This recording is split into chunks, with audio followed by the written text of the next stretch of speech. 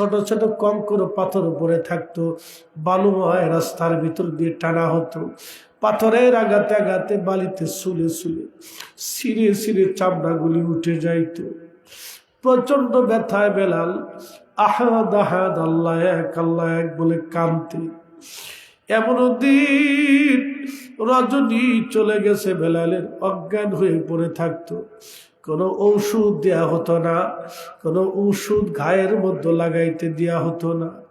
কত রজনী কালেমার জন্য হযরতে বেলাল ব্যথার যন্ত্রণায় রাত পার করেছে, একটু ঔষধ তার গায়ে লাগতে দেওয়া হয় নাই।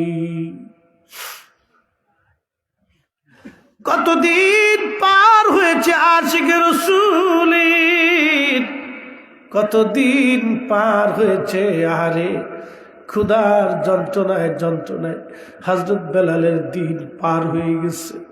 গলার মধ্যে রশি বেঁধে টেনে টেনে মরুভূমির মধ্যে নিয়ে যাওয়া হতো, হাত পাগুলি বাঁধিয়া মরুর বালুর মধ্যে ফালাইয়া বুকের মধ্যে বড় বড় মস্ত বড় পাথর চাপা দিয়ে রেখে চলে আসা হতো। প্রচন্ড গরমে হযরত বেলালের শরীর ফুসকা পড়ে পড়ে ঘা হয়ে একেবারে দগদগে লাল লাল ঘা হয়ে রক্ত ঝরে ঝরে পড়ত। ওই ঘায়ের মধ্যে বেলালকে চাবুক দিয়ে পিটানো হতো, কঠিন আঘাতে ফিনকি মেরে মেরে রক্ত বের হয়ে আসতো। আহা কঠিন যন্ত্রণায় বেলাল আহাদ আহাদ আহাদ বলে কাঁদতেন, আল্লাহ এক আল্লাহ এক। ও মালিক,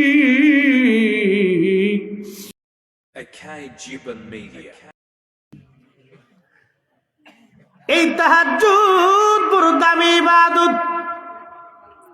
নবীজি তাহাজ্জুদের নামাজ কাজা করতেন না সহসা। আল্লাহু আকবার। তাহাজ্জুদ এবং বেতের একসঙ্গে নবীজি আদায় করতেন। সহিহুল বুখারীর কিতাবুস সাওমের ভিতরে নবীজি ফরমান, আম্মা জান আয়েশা সিদ্দিকা একদিন নবীকে বলেন, নবী গো, বেতনের নামাজ না পড়ে কি আপনি ঘুমাই থাকেন? আল্লাহর নবী বলেন, হারে আয়েশা, আমি তাহাজ্জুদ আর বেতনের নামাজ একসঙ্গে আদায় করি। বেতনের নামাজ হলো 3 রাকাত, তাহাজ্জুদ হলো 8 রাকাত। এই মোট 11 রাকাত নামাজ নবীজি তাহাজ্জুদে পড়তেন।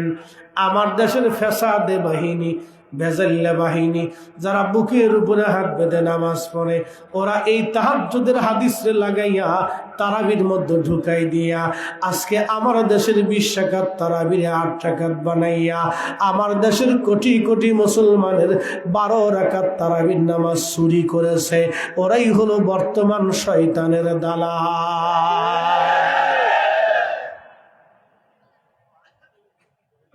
বেমারি কথা বললে কেন? কি সরকারের ওষুধ এইগুলির ধরে নিয়ে পাবনা মেন্টাল হসপিটালে ভর্তি করে দেওয়া, মাসখানিক থেকে আসুক রমজানে পাবনা মেন্টাল হসপিটালে পাগলা গারো দেখ। ওরা আমার দেশে এসে রমজান মাসের মধ্যে ভেজাল বাঁধায়। আল্লাহ, ওরা বেমারি বেমারি বেমারি বেমারি।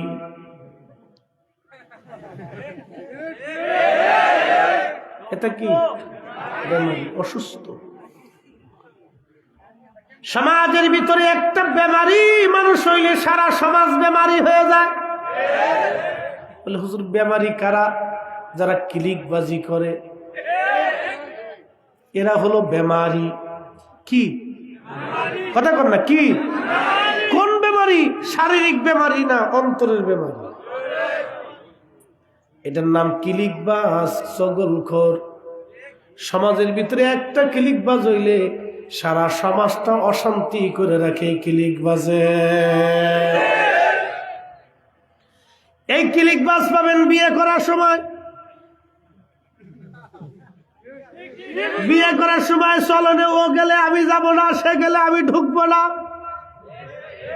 আমার বিয়েতে এরকম জ্বালাত করছি, শেষ আমি বলছি আমি কারো চলনে নেবো না, আমার বিয়ে আমি করবো। পরে শুধু হয়ে গেছে, পরে দেখছে না মানুষের সাথে পারা যাইতো না, এত লিজে লিজে বুকে শেষে বিপদ, শেষে সব যাইব, গাবো যাইব, সালাও যাইব। শুরু করছে কি, হেতাই গেলে আমি যাব না, এ গেলে আমি যাব না। আমাকে কাউরে যাওয়ার দরকার নেই, আমার বিয়ে আমি করে আসবো।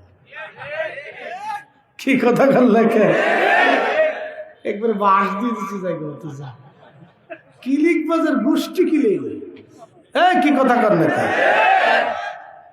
এটা বেমারি। যারা বলেন কি বেমারি, অসুস্থ, নিজে অসুস্থ, সমাজ অসুস্থ করে, পরিবার অসুস্থ করে। বিয়ে করছে 4 ভাই, কয় ভাই ধরেন 4 ভাই, আরো আছে কম থাকতে পারে। সারা বছর একসাথে থাকলো, একসাথে ঘুমাইলো, একসাথে ব্যবসা, একসাথে উঠা, এক বসে খাওয়া, কোনো ঝামেলা নাই। বিয়ে করার পরে যুদ্ধ বাইতে যায়। পরিবারের মধ্যে 4 বউ, একটা বউ অসুস্থ, 3টা সুস্থ, একটা অসুস্থ। ওই কিলিকবাজ একটাই পুরা ফ্যামিলি নষ্ট করে ফেলায়। এর দোষের কাছে, এর দোষের কাছে, এর ঠেলা এদিকে। পর শেষ পর্যন্ত ছোট ভাই বড় ভাইকে দেখতে পারে না, বড় ভাই মেজোডারে দেখতে পারে না, মেজোডা সেজোডারে দেখতে পারে না, এক ভাই আর একবার চেহারা দেখে না। বেমারি, অসুস্থ, কথা কন ঠিক কিনা? অসুস্থ, এরকম অসুস্থ দিয়ে দেশ ভরে গেছে। রাস্তায় অ্যাক্সিডেন্ট, রাস্তায় কি অ্যাক্সিডেন্ট, আগে ধরে পড়ে নিয়ে তারে হসপিটালে নিতে হবে, তা নিয়ে আগে পকেট আতায়।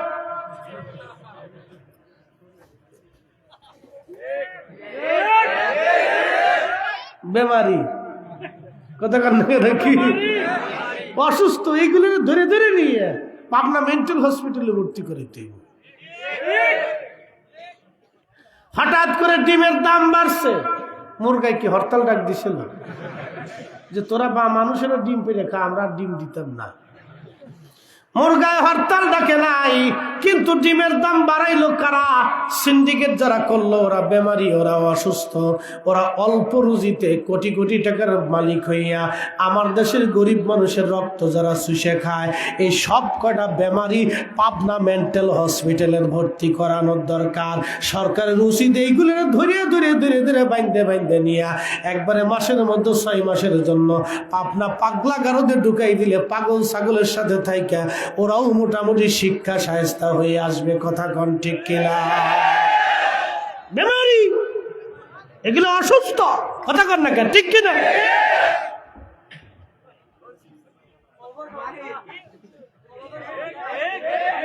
কথা কন না কেন?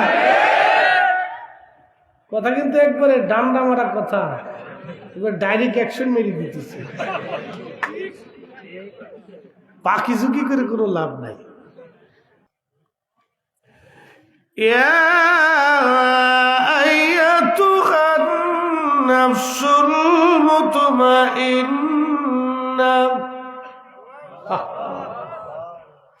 আল্লাহর নবী বলেন, উম্মত, তোমার বডির ভিতরে একটা গোশতের টুকরা আছে, এই টুকরাটা সুস্থ হলে পুরো বডি সুস্থ, এই টুকরাটা যদি অসুস্থ হয় পুরো বডিটাও অসুস্থ। আলা ওয়াহিয়াল কলব, সেটা তোমার অন্তর, তোমার কলব, তোমার কলব, তোমার কলব। এই কলব যার সুস্থ, তার বডি পুরা দেহ সুস্থ। দেখবেন যারা হিংসুটা, হিংসার কারণে তারা শান্তি পায় না, এটা বেমারি। যারা চগলখোর, কারে মারবে, কারে ধরবে, কার ক্ষতি করবে, এই চিন্তায় যারা থাকে তারা বেমারি। সুদখোর বেমারি, কথা কর নাকি কি? ঘুষখোর, ধরে বলেন বেমারি, বেমারি, বেমারি, বেমারি। আমার ভাষায় বেমারি না, আমার রসুলের ভাষায় বেমারি। এরা অসুস্থ, এই জন্য আল্লাহ বলেন, হে প্রশান্ত আত্মা, তুমি সুদ খাও নাই, ঘুষ খাও নাই, হিংসা করো নাই, রিয়া করো নাই, কামনা করো নাই, তুমি অশান্তি বাঁধাও নাই, মারামারি দাঙ্গা হাঙ্গামা কিলিকিলি ফাঁসরা ফাঁসরি মারামারি ক্ষতি সাধন করো নাই, আইল ঠেলো নাই, মানুষের ক্ষতি করো নাই, নামাজ ছাড়ো নাই, রোজা ছাড়ো নাই। ইরজিই ইলা ইলা রাব্বিকি রাদিয়াতাম মারদিয়া। তুমি আমি আল্লাহর সন্তুষ্টির দিকে আসো, আমি মালিক তোমার উপরে খুশি, আমি আল্লাহ তোমার উপরে খুশি। আসো আসো ফাদখুলি ফি ইবাদি ওয়াদখুলি জান্নাতি।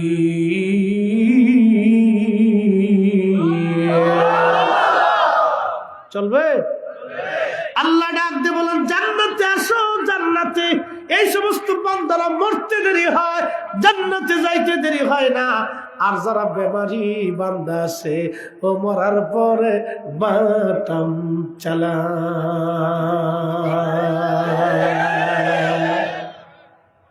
মরার সময় দেখবেন খালি ছটপট ছটপট করে।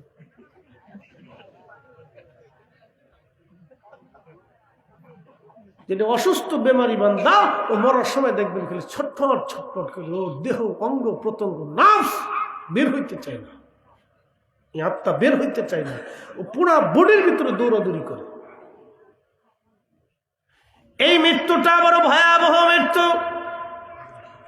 আল্লাহর হাবিব ডেকে বললেন 100 বার একটা উটকে জবাই ছাড়া চামড়া ছিলাইলে যে পরিমাণে কষ্ট যন্ত্রণা তাকে ভোগ করতে হয়, এই অসুস্থ আন্তরিক অন্তর থেকে হৃদয় থেকে যারা বেমারি, এই বান্দাগুলি মৃত্যুর সময় আল্লাহ তারা ওইভাবে যন্ত্রণা দিতে থাকে।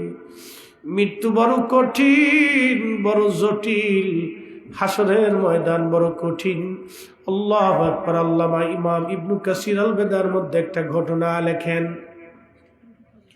হাজরাতে ঈসা রুহুল্লাহর উম্মতরা ঈসা নবীকে জিজ্ঞেস করলো, ইয়া রাসূলুল্লাহ, গো ঈসা নবী, আপনি তো বিজনিল্লাহ বলে আল্লাহর হুকুমে মরাকে জিন্দা করেন, আপনি হযরত নূহ আলাইহিস সালামের বেটা হাম, সাম, ইয়াফেস, কেনান, 4 জন সন্তান ছিল তার, হাম, সাম, ইয়াফেস, কেনান, হাম, সাম, ইয়াফেস, কেনান। তো আপনি হামরে একটু জিন্দা করে আমাদেরকে নূহ আলাইহিস সালামের মহাপ্লাবন সম্পর্কে তার মুখ থেকে কিছু শোনান।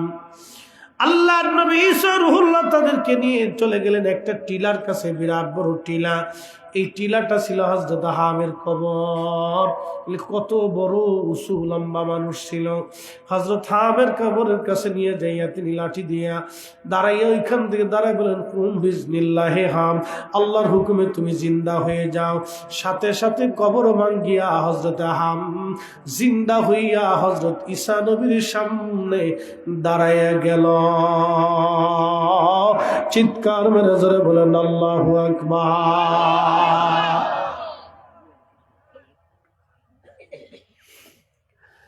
হযরতে ঈসা নবী ডাক দিয়ে বলতেছে, হাম, তুমি কি নূহ নবীর বেটা? বলে হ্যাঁ। বলে তুমি কি আমাকে চিনছো? বলে চিনছি, আপনি ঈসা রুহুল্লাহ, আল্লাহর নবী, পয়গম্বর। হযরত ঈসা নবী ডাক দিয়ে বলেন, হাম রে, আমি জানি তোমার ইন্তেকালের সময় চুল দাড়িগুলি কাঁচা ছিল, এখন কেন সাদা হয়ে গেছে?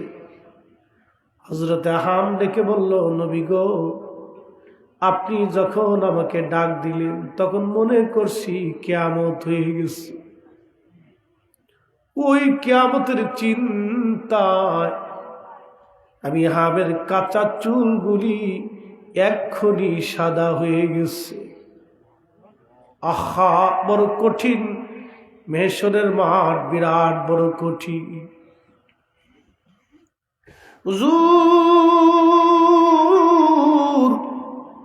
আমি মনে করছি মেহশরের মাঠ কায়েম হয়ে গেছে, এই ভয়ে আমার কালো চুলগুলি একেবারে সাদা হয়ে গেছে।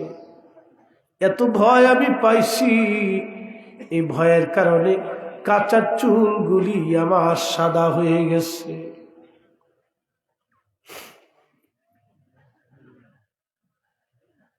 কোলাউড়ার মুসলমান, কুলাউড়া না? থানার নাম কি? আচ্ছা, ওডি কইতেছি। এই বাজারে কি বেশি ব্রাহ্মণ পাওয়া যায়? ব্রাহ্মণ বাজার, মৌলভী বাজার, যেই বাজারে খালি মৌলভী পাওয়া যায়। আমার ফরিদপুরে একটা এলাকার নাম হলো বোয়ালমারি, কিন্তু বোয়াল নাই। নাম আছে মধুখালী, কিন্তু মধু নাই। আর একটা এলাকার নাম ভাঙ্গা, কোনোদিন জোড়া লাগে নাই। আর একটা এলাকার নাম আছে সালতা। এই সালতা থানা দুইটা গ্রাম, একটা গ্রামের নাম 10,000, আর একটা গ্রামের নাম গুরাদা। 10,000 আর গুরাদা। গুরাদার থেকে একজনের বউ পালাইয়া চলে গেছে 10,000 গ্রামে। বেটায় থানায় যা মামলা করে সাল লেখেন, গুরাদা থেকে বউ পালাইছে 10,000। দারোগা সাহেব, তুই কি বুঝা কোস নাকি না বুঝা কোস? স্যার বউ তো আমারটাই গেছে। আপনি লেখেন গুরাদা থেকে বউ পালাইছে 10,000। আবার সাহেব, আরে বুঝতে কোস না না বুঝতে কোস? বুঝতেই তো কইছি, আপনি লিখবেন না নি গুরাদার থেকে বউ ফলাইছে 10,000। গাই বেটা, এক গ্রাম থেকে 10,000 বউ চলে গেল, কেউ দেখে না।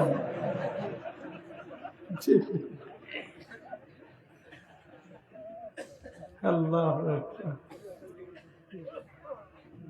নাম লইয়ে যারা এগুলি নাম দিছে এগুলো অস্কার দেওয়ার দরকার আছে। শুনিয়া যান ব্রাহ্মণ বাজারের মুসলমান, কুলাউড়াবাসী, আমার যে বিষয়টা আপনারা শুনতে চাইছেন এই বিষয়ে চলে যাব। বেশি রাত করবো না, তাহাজ্জুদের সময় তাবরক ঠান্ডা হয়ে গেছে। বন্ধুরে, কবর আর হাসর বড় কঠিন জায়গা। এই কবরে যাওয়ার আগে আমাদেরকে মুসলমান হয়ে কবরে যাওয়া লাগবে। মুসলমান না হয়ে যদি কবরে যান, মহা সর্বনাশ হয়ে যাবে। আমার মহা সর্বনাশ হয়ে যাবে। আমার সৈয়দ মুকাররম বাড়ি ভাই মিষ্টি মিষ্টি কথা শোনায় গেছে, সুন্দর সুন্দর কথাও আজ আপনাদেরকে শোনাইছে। আমি রাত্র গভীরে আপনাদেরকে নিয়ে হযরত বেলাল রাদিয়াল্লাহু আনহুর ওয়াজ শুনতে চেয়েছেন। চলে যাব, তার আগে আমি আমার যুবকদেরকে বলে দিয়ে যাই একটা কথা সারা জীবন মনে রাখবেন। হযরতে বেলাল কালেমার জন্য পিঠের চামড়া, গোশত, রক্ত দিয়েছিলেন। আজ কালেমার জন্য আমাদেরকে কেউ মারে না, গালি দেয় না, দেশ ছাড়া করে না, আজান বন্ধ করে না, নামাজ বন্ধ করে দেয় নাই। যুবক ভাইদেরকে বলবো, কলিজার টুকরা ভাইরা রে, নিয়ত করে যাবেন, আল্লাহ আমি কোনোদিন নামাজ ছাড়ব না, আমি কোনোদিন মানুষের ক্ষতি করব না, আমি কোনোদিন হিংসা করব না, আমি কোনোদিন আমার দ্বারা দেশ সমাজ এবং মুসলমানদের ক্ষতি না হয় এমন কোনো কাজ করব না। আরে আশিকে রাসূল হযরত বেলাল যেই দিন কালেমা পড়েছিল, কালেমা পড়ার কারণে সেই দিন তিনি ছিলেন নিগ্রহ এবং তিনি ছিলেন একেবারে হত দরিদ্র, একেবারে তিনি ছিলেন কীতদাস, দুর্বল, অসহায়। সেই দিন অসহায়ের কোনো সম্বল ছিল না, কীতদাসদের কোনো মূল্য ছিল না, একেবারে লেখাপড়াহীন। কিন্তু নবী দেখে কালেমা পড়ে মুসলমান হয়ে গেলেন। একেবারে এক দেখাতে কলিজার ভিতরে ভালোবাসা ঢুকাইলেন। এমন ভালোবাসা রে, এই ভালোবাসার তাড়নায় মার খাইতে খাইতে খাইতে খাইতে বেলালের দীর্ঘদিন পার হয়ে গেল। একটু বুঝেন তো অত্যাচারের সিস্টেমটা কেমন ছিল। গলার মধ্যে রশি বেঁধে বেঁধে সারা মক্কার অলি গলি দিয়ে তাকে টানা হতো। মক্কায় যারা গেছেন এখন তো সব পাকা পাকা রাস্তা, তখন তো পাকা রাস্তা ছিল না, পাথুরি পাথর, ছোট ছোট কঙ্কর পাথর পড়ে থাকতো। বালুময় রাস্তার ভিতর দিয়ে টানা হতো। পাথরের আঘাতে আঘাতে বালিতে সুলে সুলে সিঁড়ে সিঁড়ে চামড়াগুলি উঠে যাইত। প্রচন্ড ব্যথায় বেলাল আহাদ আহাদ আল্লাহ এক বলে কাঁদতে। এমনও দিন রজনী চলে গেছে, বেলালের অজ্ঞান হয়ে পড়ে থাকতো, কোনো ঔষধ দেয়া হতো না, কোনো ঔষধ গায়ের মধ্যে লাগাইতে দেয়া হতো না। কত রজনী কালেমার জন্য হযরতে বেলাল ব্যথার যন্ত্রণায় রাত পার করেছে, একটু ঔষধ তার গায়ে লাগতে দেওয়া হয় নাই। কতদিন পার হয়েছে আশিকে রাসূলের, কতদিন পার হয়েছে, আরে ক্ষুধার যন্ত্রণায় যন্ত্রণায় হযরত বেলালের দিন পার হয়ে গেছে। গলার মধ্যে রশি বেঁধে টেনে টেনে মরুভূমির মধ্যে নিয়ে যাওয়া হতো, হাত পাগুলি বাঁধিয়া মরুর বালুর মধ্যে ফালাইয়া বুকের মধ্যে বড় বড় মস্ত বড় পাথর চাপা দিয়ে রেখে চলে আসা হতো। প্রচন্ড গরমে হযরত বেলালের শরীর ফুসকা পড়ে পড়ে ঘা হয়ে একেবারে দগদগে লাল লাল ঘা হয়ে রক্ত ঝরে ঝরে পড়তো। ওই ঘায়ের মধ্যে বেলালকে চাবুক দিয়ে পিটানো হতো, কঠিন আঘাতে ফিনকি মেরে মেরে রক্ত বের হয়ে আসতো। আহা কঠিন যন্ত্রণায় বেলাল আহাদ আহাদ আহাদ বলে কাঁদতেন, আল্লাহ এক আল্লাহ এক। ও মালিক ধৈর্য দাও আমাকে, শক্তি দাও আমাকে। হযরতে বেলাল মাঝে মধ্যে মনিবকে বলতেন, মনিব রে একেবারে আমার জানে মেরে ফেলে দাও, আমার আর সহ্য হয় না। উমাইয়া বলতো, বেলাল রে কালেমার বদলা তোরে বুঝাইতেছি, কালেমা যদি সারিস জীবন পেয়ে যাবি, কালেমা যদি না সারিস তিলে তিলে তোকে মারব। হযরত বেলালের একই বাক্য, মালিক তিলে তিলে জীবন চলে গেল, আমি যে সত্যটা হৃদয়ে ধারণ করেছি, যে কালেমা আল্লাহর তাওহীদ ও রুবুবিয়তের কালেমার সাক্ষ্য দিয়েছি, নবীর প্রতি ভালোবাসা আমি আমার অন্তরে ধারণ করেছি, জীবন গেলেও আমি ছাড়ব না। চিৎকার মেরে জোরে বলেন না ইয়া রাসূলুল্লাহ। অমূল্য যতুল্য এই প্রেম কয়জনে বুঝে, অমূল্য যতুল্য এই প্রেম কয়জনে জানে। ওরে ধনী মানি পাই না যারে, ওরে ধনী মানি পাই না যারে, পায়া সে কানে। অমূল্য যতুল্য এই প্রেম কয়জনে বুঝে, অমূল্য যতুল্য এই প্রেম কয়জনে বুঝে।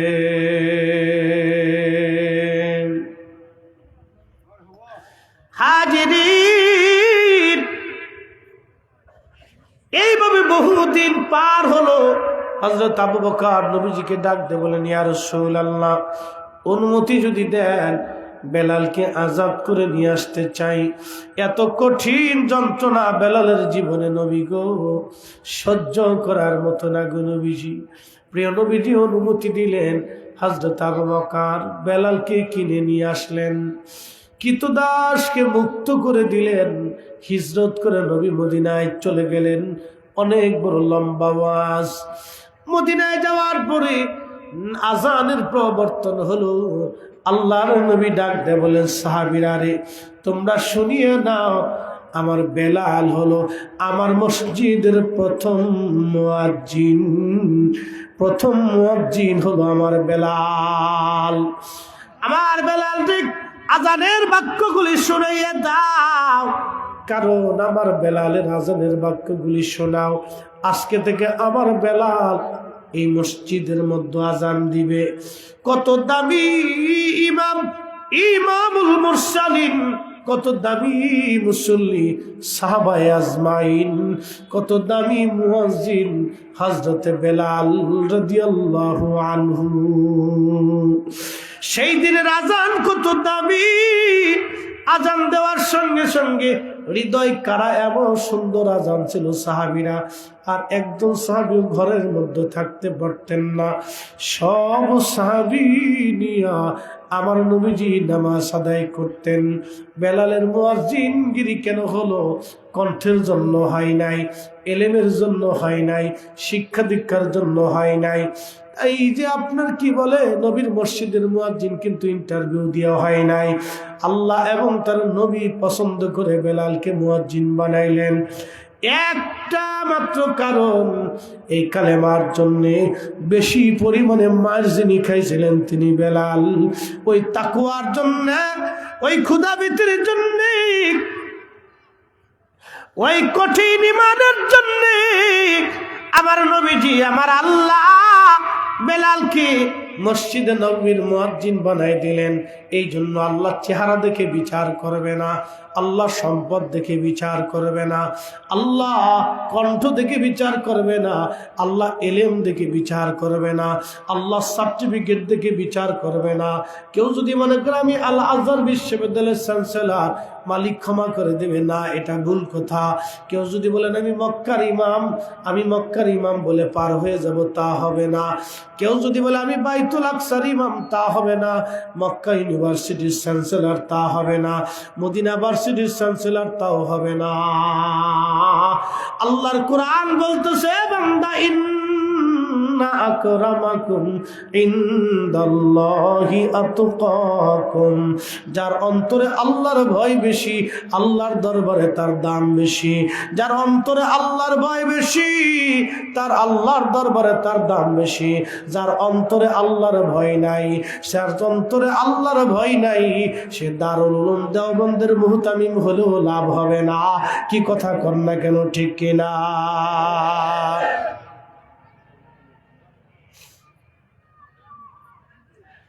এই জন্য বেলালের মুয়াজ্জিনগিরির খেতাব সার্টিফিকেট দিয়ে হয় নাই, ইন্টারভিউ দিয়ে হয় নাই, একই বুক ভরা ভালোবাসা, ইশকে রাসূল, খোদার গোলামীর জন্য বেলালের চাকরি হয়ে গেল। ও যুব সমাজ, আপনাদেরকে আজকে বলে দিয়ে যাই, একজন লোক সারাদিন পরিশ্রম করে 500 টাকা রুজি করিয়া ওই লোকটা চাল ডালকে নিয়া রাত্রিবেলা মা বাবারে নিয়া সন্তানে নিয়া কোনো রকম ডাল ভর্তা সবজি টবজি দিয়ে খাইয়া এশার নামাজ পড়ে রাত্রিবেলা ঘুমাইলো। আর একজন ঘুষের কারবারি করিয়া কোটি কোটি টাকার মালিক হইয়া গরুর গোস্ত খাসির গোস্ত আনিয়া কালাবোনা করিয়া রাত্রিবেলা খাইয়া নিজের বানানো টাকার মসজিদে নামাজ পড়িয়া রাত্রিবেলা ঘুমাইলো। দিন মজুরের হালাল টাকার এক ওয়াক্ত নামাজকে যদি এক পাল্লায় দেন, আর ওই হারাম ঘরের এই 36 বছরের ইবাদত যদি আর এক পাল্লায় দেন, ওই দিন মজুরের হালাল রুজির এক ওয়াক্ত নামাজের ওজনের সমান হবে না। তারপর নিয়ে এসে রাত হয়ে গেছে, অনেক গভীর রাত। হ্যাঁ,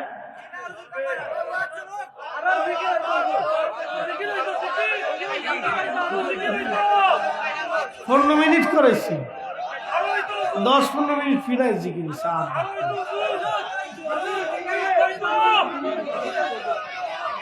আচ্ছা, ওই ইনশাআল্লাহ দেখেন জিকির ওই তো, কিন্তু আচ্ছা তারপরও খাইতে খাইতে জিকির করবো না, আচ্ছা হবে। আচ্ছা যাক, রাত এখন রাত 3টে বাজে, ওই তো কিন্তু রাত বাজে 3টে। আচ্ছা, আমি আরেকটু একটু দীর্ঘায়িত করবো, একটু কারণ আছে, ওয়াজটার একটু বাড়াবো, একটু কারণ আছে। হলো এটা পরে বলতেছি, আগে দুটো ওয়াজ শোনে। যে আমি আপনাদেরকে হাসরের মাঠে রাখছিলাম, বড় ভয়ানক, বড় কঠিন পরিস্থিতি। হজরতে হাম আলাইহিস সালাম, যিনি হজরতে নূহ আলাইহিস সালামের বেটা ছিলেন, হাম সাম ইয়াফির সে বলতেন। ঈসা আলাইহিস সালাম বলতেছে, তোমার চুলদারি তো কাঁচা ছিল, পেকে গেল কেন? নবী গো, আমি আপনি যখন ডাক দিছেন ভাবছি কিয়ামতের মাঠ কায়েম হয়ে গেছে, ওই মাঠের ভয়ে আমার চুলদারিগুলি সাদা হয়ে গেছে। ও গো আল্লাহর নবী, আমি চিন্তায় পেরেশানির মধ্যে আছি। এই বিরাট বড় পেরেশানি আমার চুলগুলি সাদা করে ফেলছে। তাহলে বুঝেন তো হাসরের মাঠ কত ভয়াবহ। অ্যাটেনশন, মনোযোগ দেন। ওই মাঠের এক কোণাতে একদল মানুষকে আল্লাহ পাক নিয়ে যাবেন। এই দলের মানুষেরা সারা দুনিয়াতে জাকাত ফেতরা দিত না, সম্পদ যারা আল্লাহর পথে ব্যয় করত না, দান সৎকা করত না, এদেরকে মাঠের এক পাশে নিয়ে যাবে। খুব মনোযোগ দিয়েন। মাঠের এক পাশে নিয়ে যাওয়ার পরে আবার মালিক আমার আল্লাহ তাদেরকে মাঠের এক পাশে নিয়ে তাদের এই যে দুনিয়াতে সম্পদ রেখে গেছে, সোনারে পিঁপড়াই খাবে বড় লোকের ধন, সোনারে পিঁপড়াই খাবে বড় লোকের ধন। কি কথা কন না কে? ও সাটা কি মরে গেলে দিবে? তুই কোন দায়িত্বে আসস?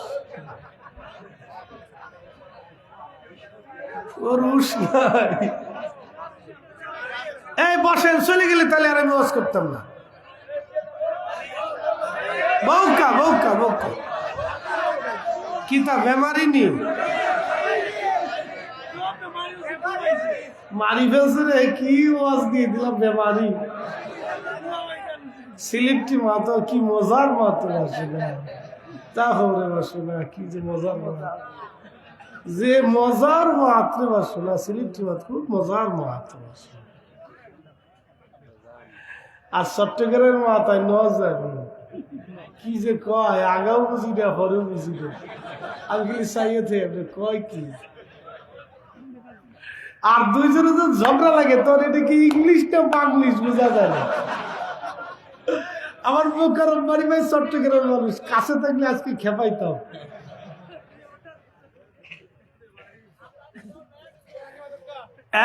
বেমারির দল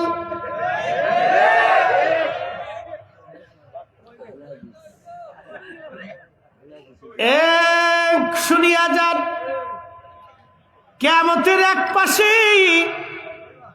এই যে দুনিয়াতে যারা সম্পদ টাকা পয়সা জাকাত দেয় নাই, আমার দিকে তাকান। আমাদের দেশে জাকাতের মার্কেট আছে, জাকাতের লুঙ্গি আছে, জাকাতের গেঞ্জি আছে, জাকাতের কাপড় আছে, জাকাতের সালোয়ার কামিজ আছে, জাকাতের লুঙ্গি আছে। জাকাতের লুঙ্গি কত জানেননি? এই মাসখানিক পরছে বেড়া, মাসখানিক কেবল লুঙ্গিটা ব্যবহার করছে। একদিন পেশাব করতে বসছে, নিজ দিয়ে ফাইরিয়া সইলিয়া শেষ হয়ে গেছে। কি কথা করল? এটা কি জাকাত না বেমারি? জোরে বলেন, আরো জোরে। বেমারি। এই বেমারিদেরকে কিয়ামতের ময়দানে আল্লাহ বাটাম চালান কেমনে দিবে শুনেন। বাটাম চালান আমাদের ফরিদপুরের ভাষাতে বাটাম চালান। এই বাটাম চালানটা কিয়ামতের ময়দানে কেমনে দিবে শুনে যান। কিয়ামতের বিশাল মাঠের এক প্রান্তে এই সমস্ত বেমারি যারা, তাদেরকে আল্লাহ পাক আলাদা করবেন। তোরা সাইড হয়ে যাইছি, সাইড একবারে সাইড করার পরে এদের সম্পদগুলির আল্লাহ একটা সর্ব আকৃতি বানাইয়া শরীরের মধ্যে ফেসাইয়া, গলার মধ্যে ফেসাইয়া, তার মুখের মধ্যে কামড়াইতে থাকবে। আল্লাহর নবী বলেন, এই সাপটা যদি দুনিয়ার মধ্যে একবার নিঃশ্বাস ছাড়ত, ওই নিঃশ্বাসে তামাম দুনিয়া পুড়িয়া সরিয়া সারকার হয়ে যাইত। ওই সাপটা একবার কামড় দিবে, এক কামড়ে 40 বছর পর্যন্ত বিষের ক্রিয়া চলতে থাকবে। দেহের মধ্যে কঠিন, বড় কঠিন, বড় কঠিন। আল্লাহ নবী বলেন, উম্মত রে, কতদিন পর্যন্ত তারে কামড়াইবে জাননি? ফেরেশতা জাতির হিসাব আল্লাহ টান দিবে। কোটি কোটি ট্রিলিয়ন বিলিয়ন অগণিত অসংখ্য এত পরিমাণে ফেরেশতা গুনিয়ে গুনিয়ে গণনা করে শেষ করা যাবে না।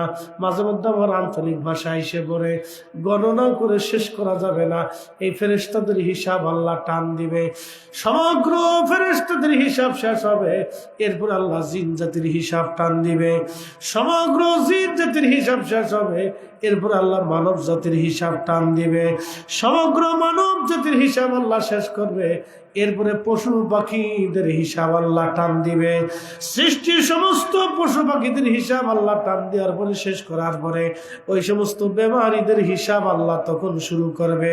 ততদিনে কোটি কোটি বছর পার হয়ে যাবে, শুধু সাপের কামড় খাইতে থাকবে। বেমারি বেমারি বেমারি বেমারি, কথা কন্যাকে ঠিক কিনা? বাটাম চালান কারে কয়? বাটাম চালান ওই এই জাকাতের কাপড় কিনে আসছে, 2 দিন পরার পরে বেটা মুততে বইছে, নিজ দিয়ে ছিঁড়ে ফাইড়ে চলে গেছে। এটার নাম হলো শয়তানি।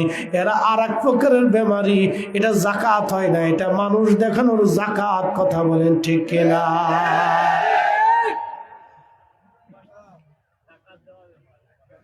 এটা বেমারি।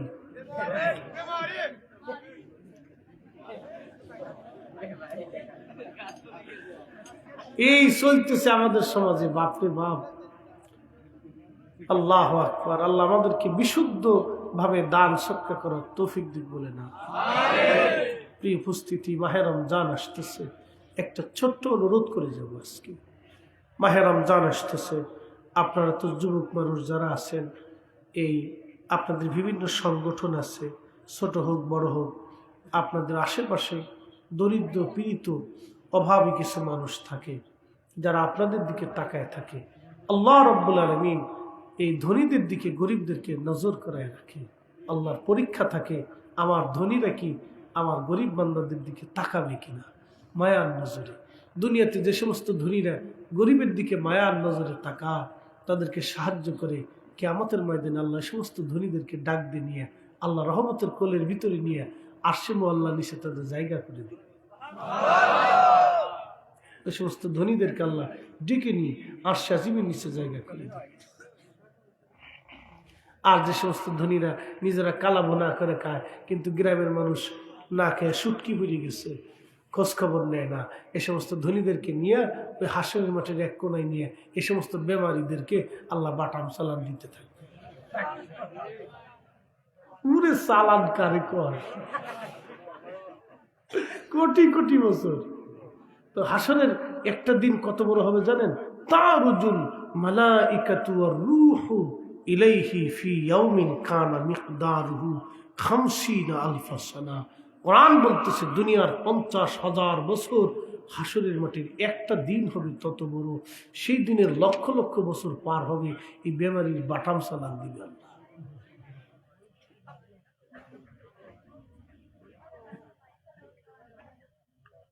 শোনেন, আপনাদেরকে বলে দিয়ে যাই, আজকে ছোট্ট একটু আমল বলে দিয়ে যাই, যদিও ছোট্ট মনে হবে, কিন্তু কাজটা যদি করতে পারেন আল্লাহর পক্ষ থেকে সাহায্য আসবে। আপনারা এই বিভিন্ন সংগঠন আছে, ছোট বড় হোক, এই সংগঠনের সবাই মিলে এলাকার ধনী ব্যক্তিদের কাছ থেকে, আরও কিছু প্রিয়জনদের কাছ থেকে, বিদেশে যারা মোটামুটি ভালো অবস্থানে আছে তাদের কাছ থেকে কিছু পয়সা করিয়ে এনে আপনারা একত্রিত করে এলাকায় ঘুরে ঘুরে দেখবেন কারা হয়তো দরিদ্র আছে, কার বাড়িতে সুন্দর খাবার নাই, ভালো ইফতার নাই। এই ঘুরে ঘুরে কিছু মানুষ দেখবেন মধ্যবিত্ত, বলতে পারে না, সইতে পারে না, বাজার সদাই নেই, কষ্ট করে থাকে। তাদের বাড়ি গোপনে যাইয়া আপনারা কিছু এই রমজানের প্যাকেজ করে দিয়ে সুন্দর কিছু ইফতার, কিছু খাবার টাবার, ছোলা চাল ডাল, আর কিছু যদি কিছু থাকে, কিছু ইফতার সামগ্রী আস্তে করে গোপনে নিয়ে বাড়িতে পৌঁছাই দিয়ে আসবে। আল্লাহ খুশি হবে। কিছু দরিদ্র বৃদ্ধ মানুষ আছে, ছেলের রুটি রুজি কম, সারাদিন পরিশ্রম করে 500, 300, 400 টাকা রুজি করে, তারা কষ্টের দিন চলে। আর সমস্ত কিছু বৃদ্ধ মা দাদি নানিরা আছে, কষ্ট করে থাকে, তারা রোজা রাখে, কিন্তু সন্ধ্যা শেষে ইফতার করে 2টা মুড়ি, একটু আখের গড়ের একটু শরবত, সামান্য একটু নরম খিচুড়ি টিচুড়ি দিয়ে 2-1টা খেজুর পালিও বলে না পালি ভাবে দিয়ে ইফতার করে। আসির অনেক খুঁজে খুঁজে দেখবে, গোপনে দিয়ে আসতে যদি পারেন, রব্বে কারীমের দরবারে হাত তুলে দোয়া করবে, জীবনে কোনোদিন রিজিকের জন্য কষ্ট করতে হবে না আপনাকে। এই জন্য এগুলি কিছু ইবাদত আছে যেগুলি দেখতে মনে হবে সংক্ষিপ্ত, ছোট, কিন্তু কাজ অনেক বড়। করবেন ইনশাআল্লাহ। আল্লাহ সকলকে তৌফিক দিক বলে না।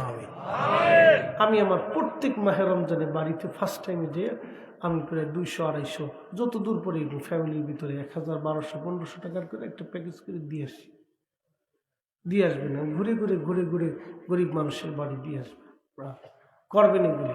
এরা দোয়া করবে, অন্তর থেকে দোয়া করবে। প্রিয় উপস্থিতি, আল্লাহ আমাদের প্রত্যেকের এগুলি তৌফিক দিক। মাহে রমজান তো অনেক বড় নেকের কাজ। একটা মানুষকে ইফতার করাইলে কি পরিমাণে সওয়াব হয়।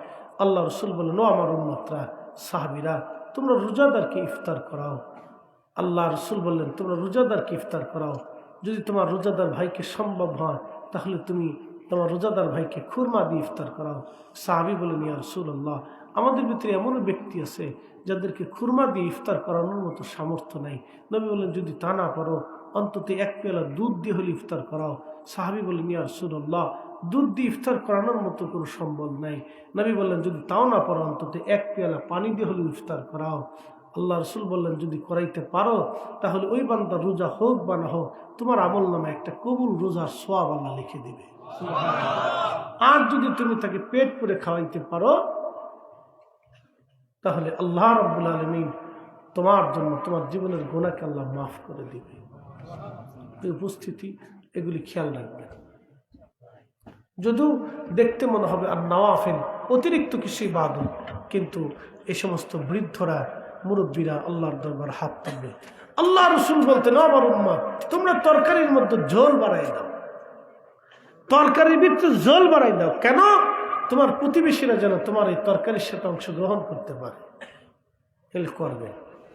এগুলি কিছু সংক্ষিপ্ত ইবাদত, যদিও মনে হবে যে এগুলি না করলেও তো চলে, কিন্তু জানবেন ও বৃদ্ধ আল্লাহর দরবারে হাত তুলে আপনার জন্য একটা দোয়া করবে না। এই দোয়াতে আপনার কোনোদিন রিজিকের কষ্ট হবে না। যেদিকে হাত দিবেন আল্লাহ সেদিকেই বরকত দিবে। আল্লাহ আপনার সম্মানকে নষ্ট করবে না। উপস্থিতি, এই কথাটা মনে রাখবেন। আল্লাহ সকলকে তৌফিক দিক। সামান্য একটু মুক্তাসার 2টি কথা ভাব। আগামী বছর মাহফিলটা চলমান থাকবে, আমরা হয়তো কবরে চলে যাব।